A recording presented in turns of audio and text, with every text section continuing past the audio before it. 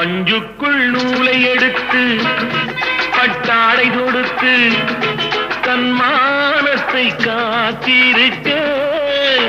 மண்ணுக்குள் வெட்டி முடித்து பொன் கட்டி எடுத்து நம் தேவைக்கு சேர்த்திருக்க பஞ்சுக்குள் நூலை எடுத்து பட்டாடை தொடுத்து தன் மானத்தை காத்திருக்க